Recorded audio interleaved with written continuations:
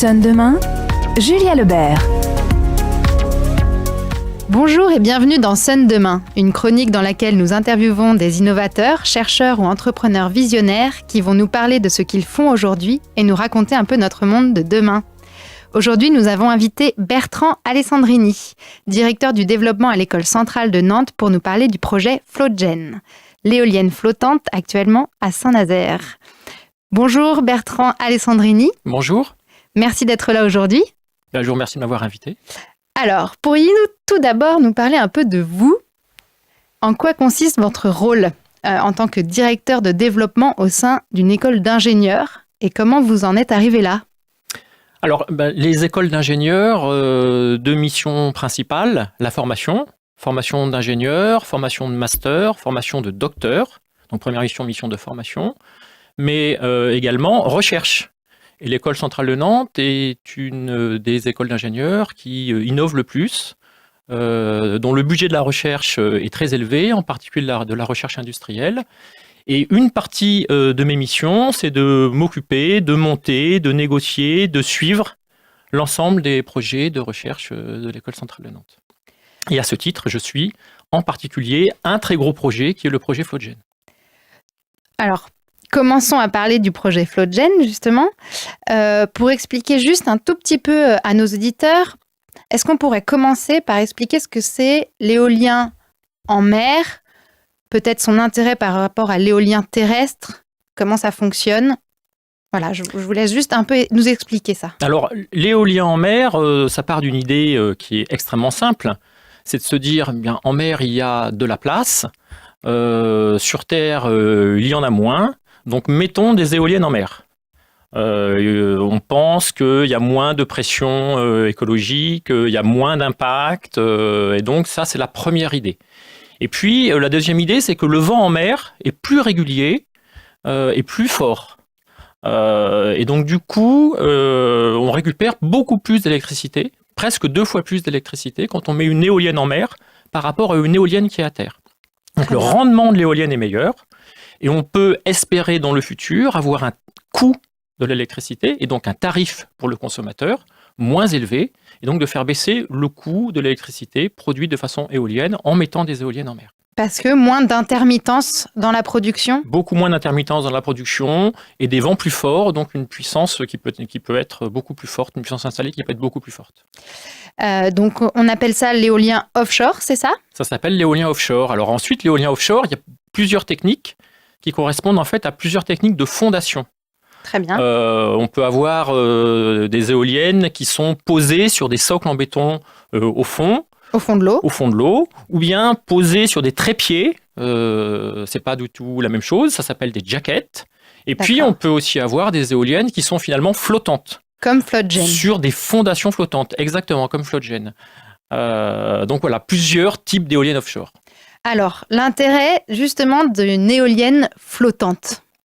Alors l'intérêt principal, c'est qu'aujourd'hui, les éoliennes, comme c'est très simple à comprendre, elles sont posées sur le fond, mais on ne peut pas les poser sur des très grandes profondeurs. On est limité à combien ? 100 ou 500 ou 1000 mètres de fond, c'est pas possible de mettre une éolienne flottante. Donc on est limité aux alentours aujourd'hui de 25-30 mètres, peut-être dans le futur 40-45 mètres, mais on ne dépassera jamais 50 mètres de profondeur pour aller installer une éolienne posée. Et là, on voit tout de suite les problèmes. C'est que d'abord, en général, dans l'océan, les profondeurs sont plus importantes que ça. Et les profondeurs qui sont inférieures à 50 mètres, c'est la bande côtière. Là où justement les impacts sont les plus forts, il y a évidemment la circulation des bateaux, il y a en particulier les pêcheurs, il y a les différents usagers. Et la faune et la flore peut-être plus importante. Il y a la faune et la flore, il y a l'impact visuel également puisqu'on est plus près de la côte. Donc de nombreux problèmes qui se posent et qu'on voit aujourd'hui en France avec la difficulté malheureusement qu'on a à installer ces différents parcs qui sont prévus. Dû à des recours de riverains. Dû à des recours des riverains, des recours d'associations, des procédures administratives qui sont lentes parce que on impacte des chenaux, on impacte un certain nombre de choses. Et donc l'idée de l'éolienne flottante, c'est de pouvoir aller beaucoup plus loin en mer, ou bien de mettre ces éoliennes dans des mers qui sont naturellement profondes. Par exemple, si vous allez au Japon, ou si vous allez beaucoup moins loin en Méditerranée, vous ne pouvez pas poser d'éoliennes. Car les profondeurs sont tout de suite très importantes. Si vous connaissez la Méditerranée, 50 mètres de fond, vous êtes à 10 mètres de la côte. Très bien. Enfin, je caricature, mais Oui, c'est pas oui. loin d'être ça. Donc ça n'est pas possible. Donc l'éolienne flottante devient indispensable. Ça ouvre des nouvelles perspectives à ce genre Exactement. d'énergie, en fait. Exactement. Et juste pour qu'on se fasse un peu une idée, est-ce que vous pourriez décrire Floatgen et du coup décrire cette espèce de flotteur? C'est une bouée? Alors non, c'est un flotteur gigantesque. On va dire que c'est un bâtiment entier, puisqu'il fait 40 mètres sur 40 mètres sur 10 mètres, Comme un immeuble? en béton. Donc c'est un espèce de petit immeuble qui est flottant parce qu'il est creux à l'intérieur. Et sur cette fondation flottante creuse, en béton, on vient poser une éolienne offshore de façon standard. Et donc, ce qui est le moins standard dans cette éolienne, c'est à la fois ce flotteur et à la fois son ancrage. Parce qu'évidemment, le flotteur tout seul, il dériverait. Donc, on a besoin d'ancrage très performant, à la fois dans les lignes, mais à la fois dans les ancres elles-mêmes qui sont mises au sol, pour ancrer ce flotteur. Floatgen a créé ses premiers kilowattheures en décembre, c'est ce que j'ai vu. Aujourd'hui, elle est encore à Saint-Nazaire ou elle est déjà à son point d'ancrage au large? Alors aujourd'hui, elle est encore à Saint-Nazaire et c'est tout l'intérêt également des éoliennes offshore, c'est vraiment de pouvoir les construire complètement à terre, le long du quai, et même de pouvoir les tester. C'est pour Très ça bien. que vous avez vu qu'elle avait produit ses premiers kilowattheures, donc elle a tourné, mais elle était à quai. Et elle va être installée sur le site en mer, et donc sur ses ancrages qui, eux, sont déjà installés, connectés sur son câble électrique, aux alentours du mois d'avril, je pense, au printemps, quand les conditions météorologiques seront un petit peu plus clémentes qu'en hiver. Voilà. Ça demande du coup des conditions météorologiques. On se pose un peu la question, avec les tempêtes qu'on a eues, ce genre de choses, ce qui se passe en ce moment, on se dit dérèglement climatique, etc.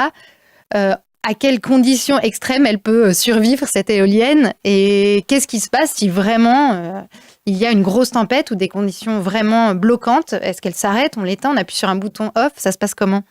Alors, l'éolienne, dans l'ensemble de sa conception, que ce soit la flottaison, que ce soit les ancrages, que ce soit le mât ou la turbine, elle est prévue pour pouvoir résister aux plus fortes tempêtes. Voilà. Donc de ce point de vue-là, le risque n'est jamais nul, mais il est très limité. Après, dans le pire des cas, qu'est-ce qui se passe? Mais c'est ça qui est intéressant dans l'éolien. C'est que dans le pire des cas, si ça ne tient pas, bah, ça tombe. Ça coule? Éventuellement, ça coule. Mais avec un impact écologique qui n'est pas dramatique. Si l'on compare à un accident, voire un incident d'une centrale nucléaire, vous voyez bien que c'est sans commune mesure. Une éolienne à terre est tombée à Bouin cet hiver. Bon, ça a fait des entrefilés dans les journaux et puis c'est terminé. Voilà. Donc, non, très, très peu d'impact. Les risques sont faibles. Après, le risque, c'est surtout que ça ne fonctionne pas aussi bien que prévu. C'est bien pour ça qu'aujourd'hui, on fait des tests. C'est pour aujourd'hui regarder si ces éoliennes fonctionnent bien sur le papier et si on va pouvoir les installer de façon Industrielle. plus industrielle. Justement, moi, c'est pour passer un peu sur la question future, demain. Est-ce qu'on peut imaginer aujourd'hui des parcs immenses dans l'océan de ces éoliennes et qui puissent remplacer techniquement même des centrales nucléaires? Alors, c'est pour que nos auditeurs se représentent un peu ce que ça peut faire. Il y a un message quand même qu'il faut passer, c'est qu'aujourd'hui dans le monde, les investissements sur l'éolien, et en particulier sur l'éolien offshore, mais aussi terrestre, sont gigantesques. Bien plus importants que sur le nucléaire. D'accord. Et que les problèmes de tarifs de l'électricité, de coûts de l'électricité éolienne sont en train de chuter mois après mois à une vitesse qui est finalement plus importante que ce qui avait été prévu, même par les prévisions optimistes d'il y a quelques années. D'accord. Donc aujourd'hui, le coût de l'électricité éolienne est en train de rattraper celui du nucléaire, par exemple. Dit autrement, va devenir bientôt plus compétitif, également d'un point de vue industriel. Ce qu'en général, en France, on ne sait pas. Donc ça, évidemment, ça va ouvrir la porte très rapidement à des fermes. Et la vision, c'est bien celle-là, c'est des fermes de quelques dizaines, voire quelques centaines d'éoliennes qui sont éloignées des impacts les plus importants parce qu'elles pourront être flottantes, et en particulier écologiques, visuelles, etc., usagers de la mer variés, et qui font une part significative de l'électricité qui par ailleurs aura le bon goût d'être renouvelable. Merci beaucoup Bertrand Alessandrini d'être Merci. venu dans le studio de Sun aujourd'hui. Et puis merci à tous nos auditeurs. Je vous retrouve très vite pour une prochaine chronique Sun demain. À bientôt. Au revoir, à bientôt.